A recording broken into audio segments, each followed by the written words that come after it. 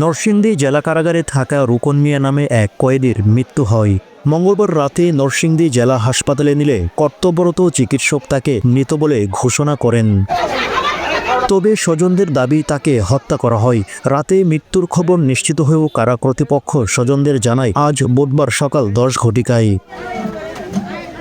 পরে খবর পেয়ে স্বজন ও এলাকাবাসী হাসপাতালে ভিড় করতে থাকে। মৃত রুকন মিয়া নরসিংদী সদর উপজেলার নজরপুর ইউনিয়নের মোহাম্মদ আলীর পুত্র।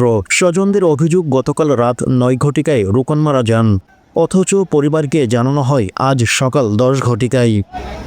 সে অসুস্থ হয়ে পড়ে, অথচ পরিবার ও স্বজনদের তা জানানো হয়নি। এমনকি মৃত্যুর 13 ঘন্টা পর স্বজনদের জানানোর কারণ জিজ্ঞেস করলে কারা কর্তৃপক্ষ বলে তাদের ভুল হয়েছে। তবে স্বজনদের দাবি তাকে হত্যা করা হয়।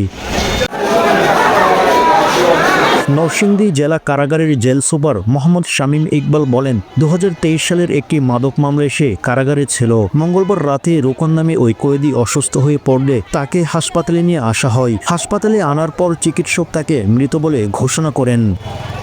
ডায়াবেটিক্স বা মাদকাসক্তের কোনো কারণে তার মৃত্যু হয়ে থাকতে পারে। বিস্তারিত ময়নাতদন্তের পর জানা যাবে বলে বলা হয়।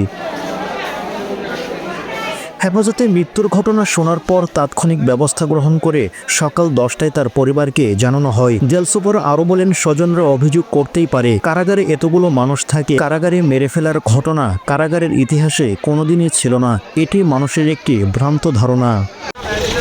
অন্যদিকে নরসিংদীর সহকারী কমিশনার ও ম্যাজিস্ট্রেট রাফিউর রহমান বলেন, হাসপাতালের রিপোর্ট পরিষ্কার বলা আছে তাকে যখন হাসপাতালে আনা হয় সে মৃত। হাসপাতালের রাতে তাকে মৃত অবস্থায় রিসিভ করা হয়। ময়নাতদন্তের পর বিস্তারিত বলা যাবে। সাজিদুল হক, প্রান্ত, নরসিংদী।